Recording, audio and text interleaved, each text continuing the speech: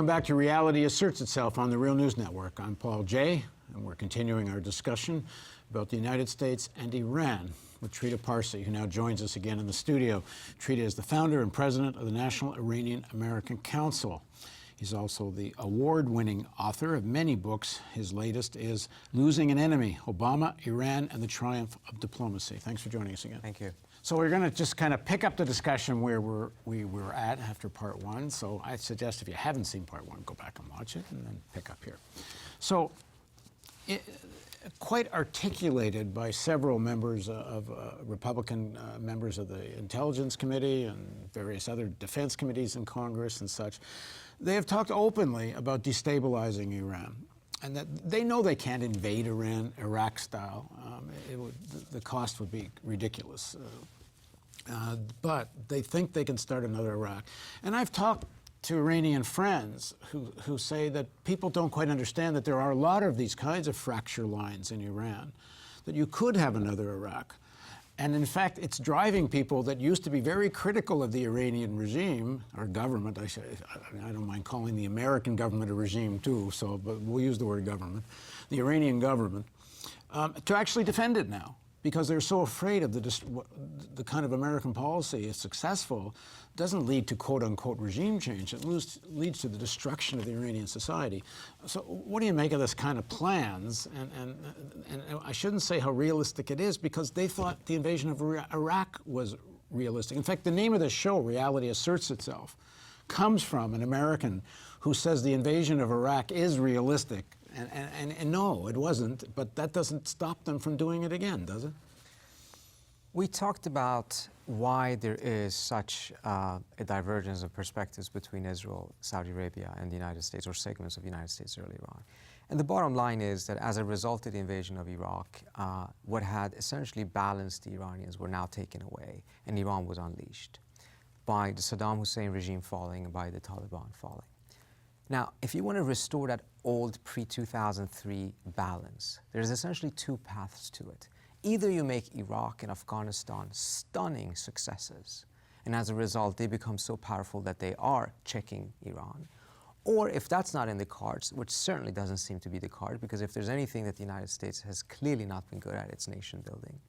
Well, if that option doesn't exist, then the other way of restoring a balance is by cutting down Iran in size, whether that is military means or alternatively, creating instability inside of Iran.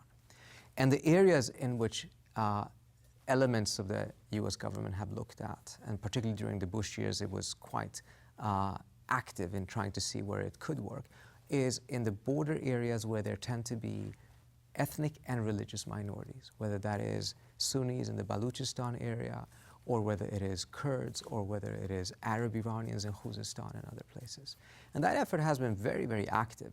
It's just not worked. The Iranian state's ability to control its own borders, as well as making sure that communications are not cut off, and making sure that it could, despite the fact that many of the minorities actually have very, very valid criticism of the central government, which also precedes this regime, nevertheless, it's never, the US or any other entity has never managed to truly penetrate Iran in that way. We saw it wasn't until just recently that ISIS even managed to get as deep into Iran as in Tehran. And it's not because they weren't trying, it's just that they hadn't succeeded before. I'm kind of taken aback to some extent about, in the United States, the anti-war movement, the sort of progressive circles and such. There's so little discussion about what the Trump administration is planning towards Iran.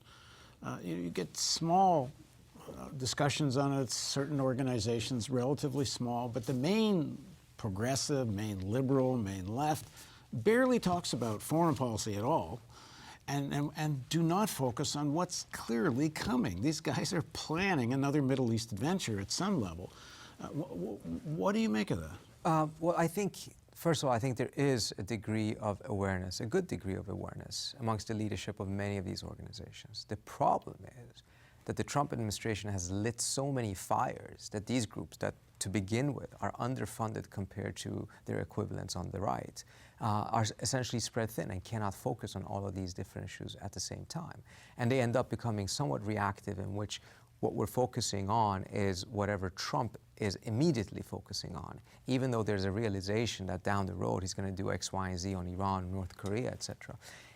The resources simply are not there to But be able isn't to it also cover. a problem that the leadership of the Democratic Party, the majority of it, is on the same page as Trump when it comes to Iran? Well, when it comes to Congress, I would say that I'm talking certainly about Congress, is, yeah. that certainly is the case. Like the that Chuck a lot Schumers of this yeah, world. Chuck Schumer did not vote in favor of the deal.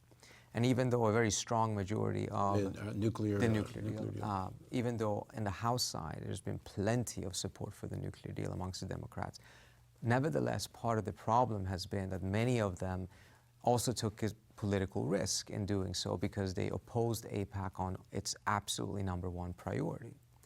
So even though none of them have lost their seats in the latest election as a result of defying AIPAC, there nevertheless is a sense among many of them that because they went out on a limb and supported the nuclear deal, they cannot afford to say no to AIPAC on a whole set of other issues. AIPAC being the big pro-Netanyahu lobby organization in the United States. So there's a sense that, on other issues, particularly when it comes to regional issues, there's a need to be hawkish on those. And again, I think there's a failure to recognize that if everything else is moving in a negative direction in U.S.-Iran relations, chances of being able to make sure that the nuclear deal lasts and endures is very, very small. The trajectory has to be positive. And again, part of the reason why I think we should take a look at that a second time is because finally we have a good example of how actually the United States did manage to help bring about a different Iranian policy. So if we do have genuine concerns about the other policies the Iranians have, we have an example of how that can be addressed. And that is not the example the Trump administration or hawkish Democrats in Congress are following. They're going back to sanctions, pressure, threats, etc. And that, frankly, has not worked. The only thing that has done is to bring the United States and Iran closer to a military confrontation.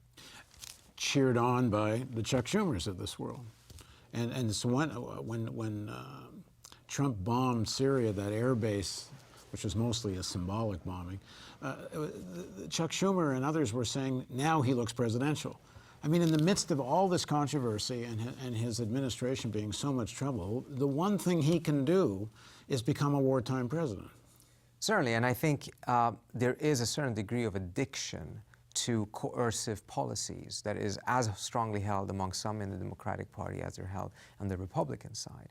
And part of what I do in the book actually is to show that this narrative that it was sanctions that brought the Iranians to the table and it's thanks to the sanctions that the nuclear deal was successful is frankly not true. Sanctions played a role, but we need to have a much, much deeper analysis of what actually happened and the limits of sanctions in order to understand why did the nuclear deal work and how can we make sure that we pursue that same path, use that same blueprint for future cases, whether it's North Korea and others.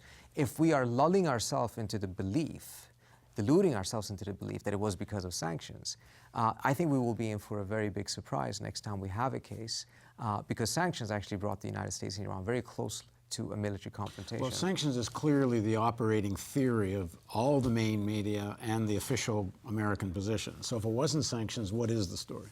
Well, the story that actually happened is that the United States pursued very aggressive sanctions together with its allies. It had a tremendous negative effect on the Iranian economy. I mean, the Iranian currency dropped roughly 50%. The GDP contracted about 25%. There were riots at one point in Tehran over these issues. But sanctions really hurt the Iranians, but it didn't break them. What happened, though, is that the Iranians had a countermeasure. The more they were sanctions, the deeper they dug themselves in on doubling down on centrifuges and expanding the nuclear program. And this is what people, I think, have missed. Yes, sanctions theoretically gave the United States leverage for a future negotiation. But during the period in which the U.S. was building up these sanctions and hurting the Iranian economy, the Iranians were not just sitting still doing nothing.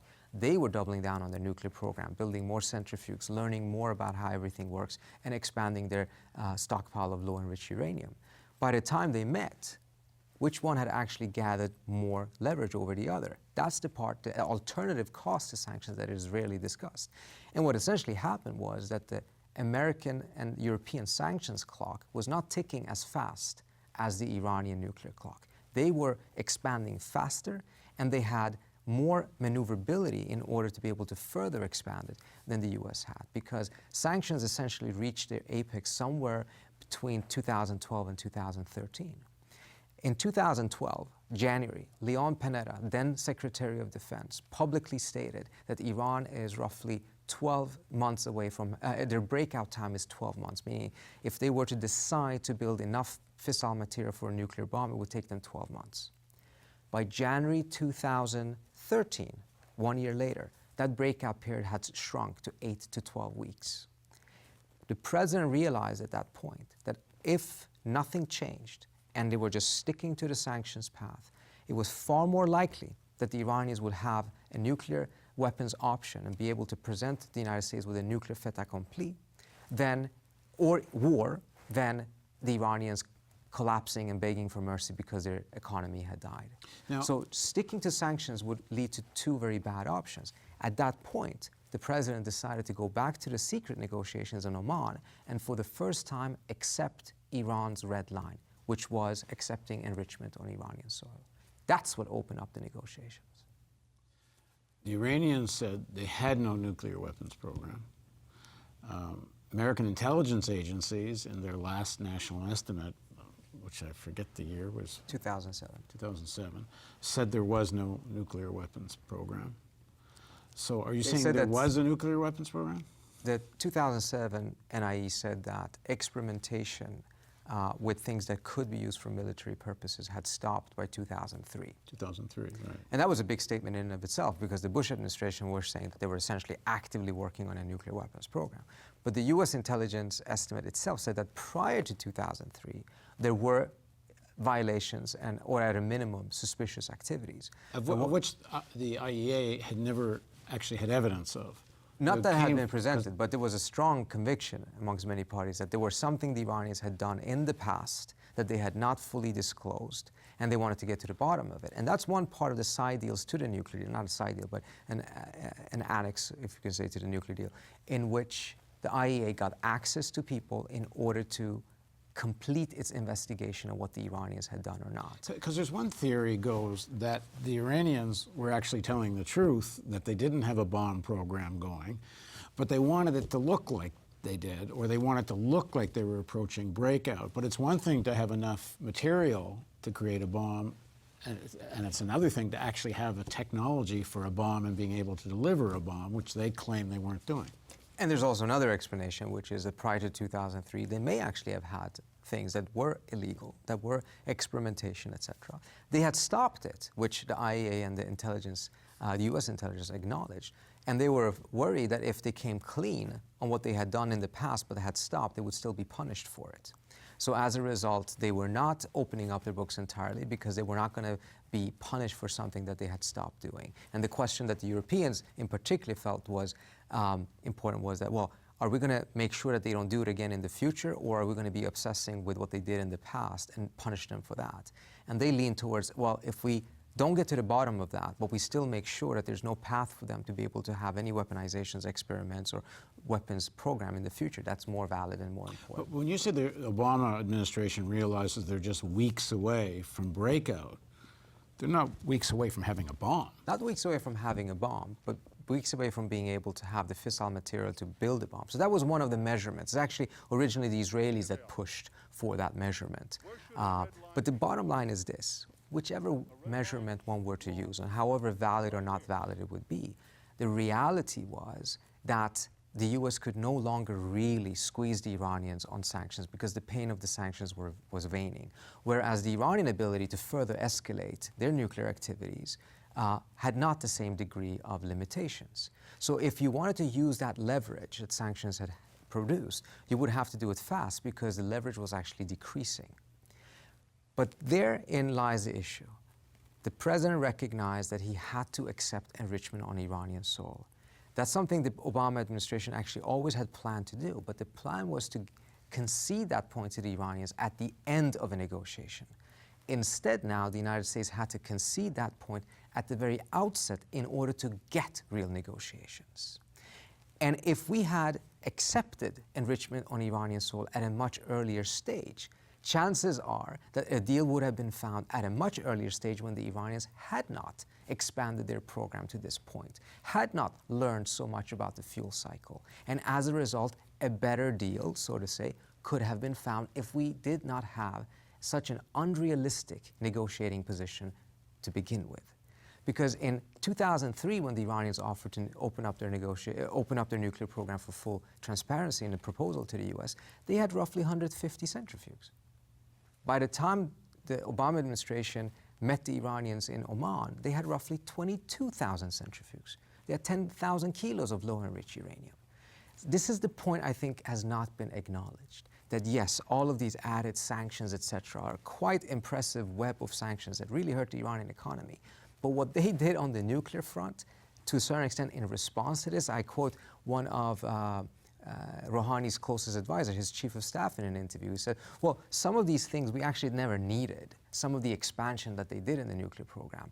But it was important to signal to the West that if you think you can get anywhere by just using pressure tactics, the pressure will produce the opposite of what you're seeking. But that's what some people were theorizing. That's actually was the point. It wasn't they were planning to build a bomb. They wanted just to show that they could and counter pressure the pressure. There was certainly counter pressure, and this is, it was a chicken race about who could actually put most pain on the other side. But I think we have to give the Obama administration a lot of credit, because almost no other administration would have been willing to face the criticism at home that the US had shifted its position from zero enrichment to something different. Zero was adopted under the Bush administration. In fact, many of the people that left the Obama administration, such as Hillary Clinton, seemed quite disinclined to accepting enrichment. And had enrichment never been accepted, there would not be a deal right now. Had those people in Washington who criticized the nuclear deals, who said, well, we should have just continued with the sanctions for another year or so to really break the Iranians. Well, actually, there was far greater likelihood that if the sanctions path was continued, it would either have led to a war or it would have led to the Iranians having a nuclear weapons option, mindful of how fast they were progressing. And this is where we go back to what the discussion in the first segment, that the Obama administration, their actual objectives seem to be concerned about a potential bomb, although I think we have to keep saying there's no evidence there was a bomb program. But the Saudis and Israelis, it's far more about regional geopolitics than it ever was about the bomb. So for them, the agreement just meant accepting Iran as a regional power, and that's the fundamental thing they don't want to do. Absolutely. That's really the core of it. I quote, it was a very hush-hush meeting that was held in Europe, 2012. A very senior Israeli official was there, as were members of the Iranian nuclear negotiating team. This is obviously very far away from the eyes of the media. At one point, this very senior official looked straight into the eyes of the Iranians and said, this was never about enrichment. Enrichment is not important. What Israel wants to see is what he called a sweeping attitude change from Iran. And if we dug deeper into what it was saying, essentially was the Israelis are never going to accept the United States accepting Iran without Iran accepting Israel. And accepting Israel means cutting ties with Hezbollah, because it's really more about Hezbollah than anything else for Israel, isn't it? It means a whole set of different things. Hamas, Hezbollah, but mostly Hezbollah, I would think. It also means that the Iranians would then accept that Israel is a nuclear weapon state, which in a side conversation later on, the Iranians signaled that Iran will recognize Israel. Actually, what they said is that Iran wants Israel to be a member of the NPT as a non-proliferation treaty. Yeah, non-proliferation as a non-nuclear power. In other words, you give up your nuclear weapons and we'll recognize you. And the Israelis actually picked up on what that meant, because only states can be members of the NPT. So in a way, the Iranians were saying that they would accept Israel if Israel gave up its nuclear weapons and Iran was on the path of giving up its options of building nuclear weapons. Which, of course, Israel won't do. Well, Israel itself has said that they won't be the first one to use it, and if there's real peace, they'll get rid of it. So the Iranian statement actually wasn't that different from what the Israelis themselves were saying. Well, the Israelis are not going to give up nuclear weapons. Doesn't matter what anybody else says. In the first segment of the interview, well, actually, before we go into this, let's just talk a little bit more, because you actually had a role in advising the Obama administration. And so you had real conversations with them. Why were they so sure that the Iranians were actually building a bomb when there seems to be so little evidence that they were? Well, actually, the Obama administration, particularly once the negotiations really took off after the Oman meetings, it was quite clear that they were very confident that the deal that they were designing would disable the Iranians from being able to pursue nuclear weapons, and that ultimately, whatever intent the Iranians may have had earlier on, that intent had changed. So it came at it from a very different perspective than the Bush people, for instance, who were completely convinced that the Iranians would be pursuing a nuclear weapons regardless. They would adopt the Pakistani line of, doesn't matter if we eat grass, we're going to have the nuclear weapon. That was not the attitude. Because the Bush-Cheney types put themselves in Iranian shoes, and that's what they would do. Yeah, because they actually think along those lines that a nuclear weapon would be so valuable. It's actually been interesting. I've been in a lot of Track 2 meetings, etc. And this is a position the Iranians have taken for quite some time. The Shah started this program under pressure from the United States. The United States wanted Iran to have a nuclear program, and that nuclear program would be, of course, with Westinghouse and other American companies. The Shah wanted to have a nuclear weapons option, being able to have the technology but not pass that line, because ultimately for Iran, mindful of its geopolitical, conventional superiority, it was not a positive strategically to have a nuclear weapon. Because if Iran, and you can take a look at the map to see how big it is, if Iran were to build a nuclear weapon, the risk would be that it would initiate a cascade of other countries also pursuing nuclear weapons. Well, if Iran, with its massive size and population of 80 million, would have nuclear weapons, and tiny Bahrain also would get nuclear weapons, well, Iran and Bahrain would have just put themselves at parity with each other, because now both sides have the Dooms weapon. I mean, they're essentially canceling each other out. The biggest loser in that scenario would be Iran, because Iran had a vast conventional superiority prior to nuclearizing the region. And it's just ridiculous, this idea that Iran's going to get a bomb and drop it on Israel. I mean, there'd be no Iran left. They know, everyone knows that, starting with the Iranians.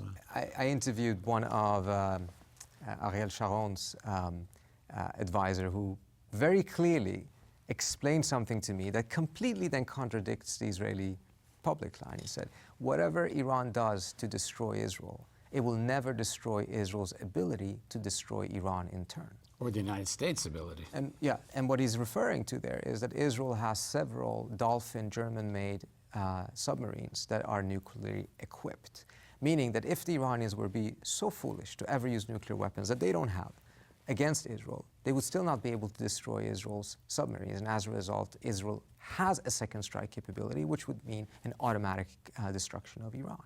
But what's so interesting with his explanation of this is that that's a very much based on the idea that you can deter the Iranians, that they're rational, which is, of course, completely contrary to the line that Israeli officials have taken for the last 20 years. Well, Israeli politicians, most of the leaders of the intelligence community in Israel have actually said Iran is not an existential threat. It's the political rhetoric that talks that way. The political rhetoric, and also have to recognize that there are also political personalities that have been very clear that they don't view Iran as an existential threat. Ehud Barak is probably the most senior one. He's been consistent on this point since the early 1990s. And his line has been that that would be an insult to Israel, because Israel is a tremendously powerful country. To say that Iran is an existential threat is to diminish Israeli power. And you know, he's had an interesting history with the Iranians as well. But bottom line is, Netanyahu really came to personify that concept that Iran is an existential threat. Okay. And that kind of put him in a position in which he had no flexibility, no ability to go back to the Israeli public and say, you know what, this is actually a good deal. You know, that stuff I said about them being an existential threat, well, we just struck a deal with that existential threat. That's not possible politically. Okay, the next segment of our interview, we're going to talk a little more about U.S.-Iranian relations and dig in further into the issue of the role of Israel in all of this. Please join us with Trita Parsi on Reality Asserts Itself on the Real News Network.